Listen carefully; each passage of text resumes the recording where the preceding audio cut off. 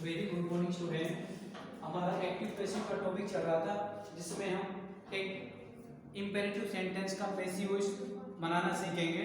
तो सबसे पहले हम देखेंगे कि इंपेरेटिव सेंटेंस होते क्या हैं। इनको हिंदी में हम बोलते हैं आज्ञा या प्रार्थना सूचक वाक्य। तो ऐसे वाक्य जो रिक्वेस्ट, कमांड, एडवाइस या ऑर्डर का भाव व्यक्त करते हैं वो कहलाते हैं इंपेरेटिव सेंटेंस।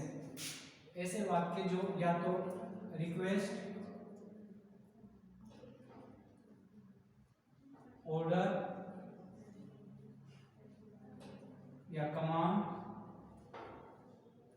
एडवाइस। रिक्वेस्ट में प्रार्थना, आदेश या निर्देश, एडवाइस में सलाह। तो ऐसे वाक्य जो हमें किसी रिक्वेस्ट के बारे में, ऑर्डर या कमांड के बारे में या एडवाइस आदि के बारे में हमें जानकारी देते हैं, ऐसे वाक्य इंपेरेटिव सेंटेंस कहलाते हैं। अब हम देखेंगे कि इनका पैसिव वॉइस कैसे बनाते हैं। ये जो इंपेरेटिव सेंटेंस है ये निम्न प्रकार से शुरू होते हैं। वर्ब की फर्स्ट फॉर्म से। इंपेरेटिव वाक्य कैसे शुरू होते हैं? इंपेरेटिव सेंटेंस या तो वर्ब की फर्स्ट फॉर्म से स्टार्ट होते हैं या डू नॉट से, प्लीज या काइंडली से। किस प्रकार से शुरू किए जाते हैं? वर्ब की फर्स्ट फॉर्म से। तो देखो वर्ब की फर्स्ट फॉर्म से शुरू होगा तो सब्जेक्ट नहीं मिलेगा उसमें। डू या डू नॉट से होगा तो भी सब्जेक्ट नहीं मिलेगा, और प्लीज या काइंडली से होगा तो भी सब्जेक्ट नहीं मिलेगा। तो जब सब्जेक्ट नहीं मिलेगा तो लास्ट में सब्जेक्ट का ऑब्जेक्ट बनाने की आवश्यकता नहीं है। वर्ब की थर्ड फॉर्म पर ही वाक्य समाप्त हो जाएगा हमारा।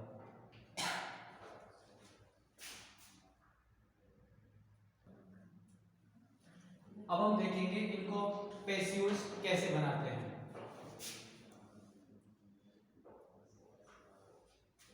तो देखो जो वाक्य वर्ब की फर्स्ट फॉर्म से या डू नॉट से शुरू होते हैं उनका पैसिव वॉइस कैसे बनाते हैं, या प्लीज या काइंडली से। तो हम सबसे पहले क्या करते हैं, वाक्य को लेट से प्रारंभ करते हैं। किससे प्रारंभ करते हैं? लेट से प्रारंभ करेंगे। उसके बाद हमारा नेक्स्ट, जैसे अभी तक हमने पढ़ा है, ऑब्जेक्ट को सब्जेक्ट बनाते हैं। तो क्या आ जाता है?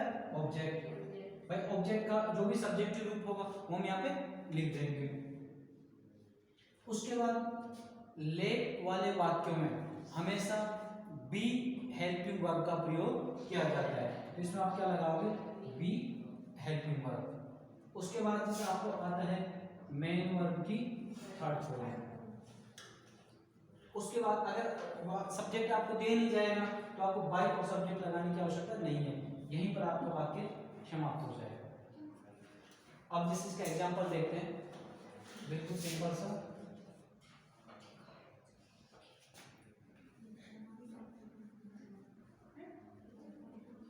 ओपन द विंडो, खिड़की खोल दो। खोली नहीं, सेंटेंस ओपन द विंडो। अब देखो ओपन क्या है इसमें? वर्ब की फर्स्ट फॉर्म और द विंडो। तो देखो अब हम क्या करेंगे, भाई ऑब्जेक्ट इसमें दे रखा है द विंडो, तो वर्ब की फर्स्ट फॉर्म से शुरू है तो हमें पता है कि कौन सा वाक्य इंपेरेटिव सेंटेंस। तो किससे शुरू करेंगे? लेट से। लेट से वाक्य शुरू किया। ऑब्जेक्ट क्या है? The window. Let the window. Help में क्या लगाएंगे? बी। और ओपन की तरफ को open. Let the window be open.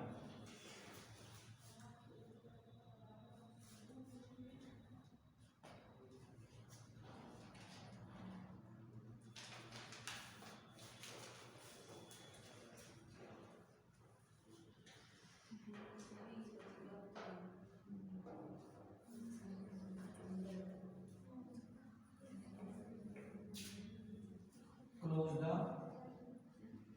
Door.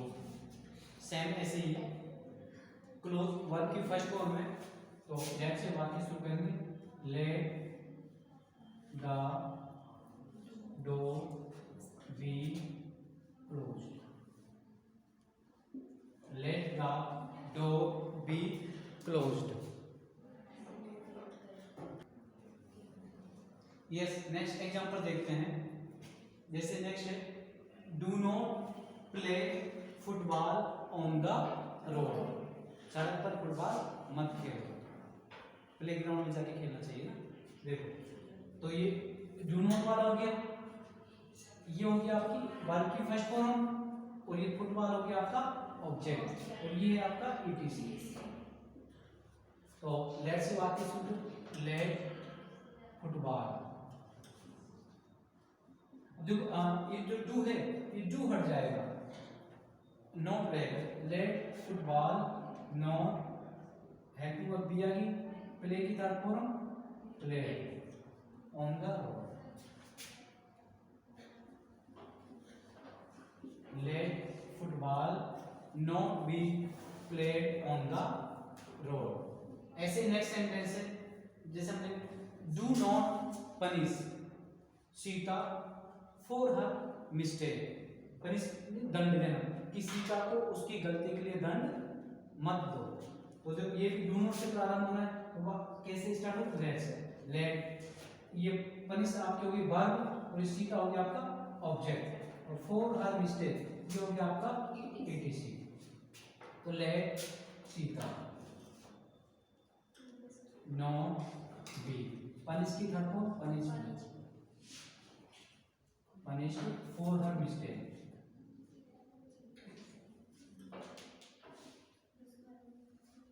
for her mistake, let Sita not be punished for her mistake।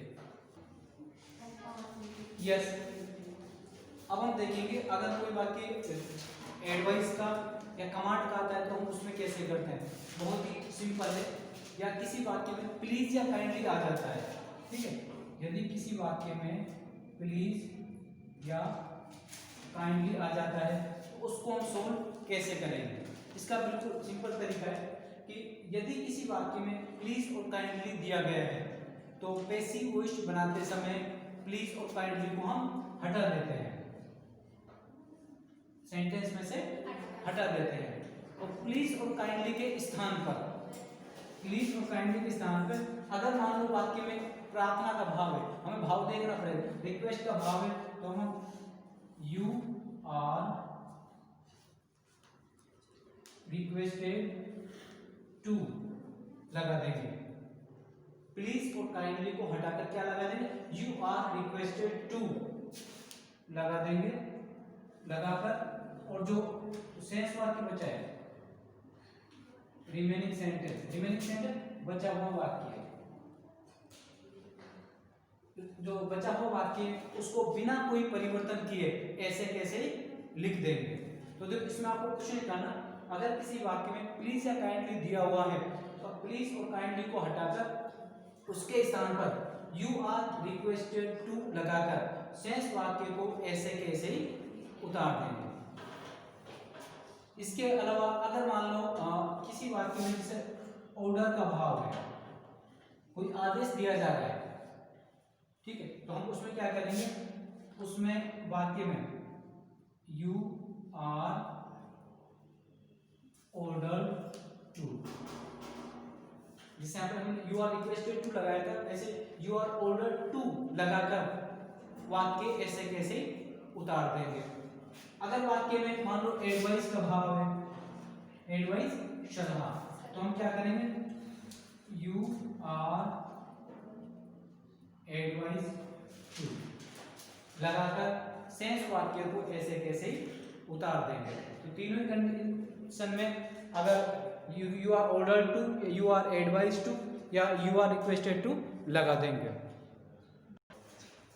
Yes, जैसे एग्जांपल है get out of the class, कक्षा से बाहर चले जाओ, तो हमें वाक्य से ही पता चल रहा है कि इसमें कैसा भाव, ऑर्डर का भाव है, हमें आदेश दिया जा रहा है, ठीक है, तो हम इसमें क्या कर देंगे, अभी आपको बताया यू आर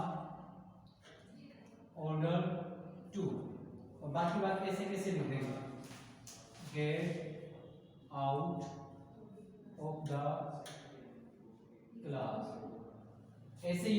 अब ये है प्लीज गो देयर, तो देखो इसमें प्लीज शब्द लगा हुआ है, तो प्लीज से हमें पता चल रहा है कि वाक्य कैसे प्रार्थना वाला है। तो प्रार्थना वाले में हम क्या लगाते हैं, रिक्वेस्टेड, तो हम लगा देंगे यू आर रिक्वेस्टेड टू, और प्लीज को हटा देंगे, बस गो देयर। ऐसे नेक्स्ट सेंटेंस देखें, प्लीज ओपन द डोर, तो देखिए केवल ओपन द डोर होता तो हो सकता है आदेश भी हो सकता है, क्योंकि प्लीज लग रहा है इसका मतलब प्रार्थना की जा रही है, तो बन जाएगा you are requested to open the door, you are requested to open the door.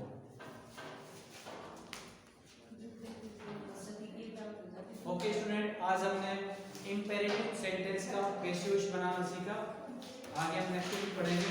Thank you very much, have a nice time.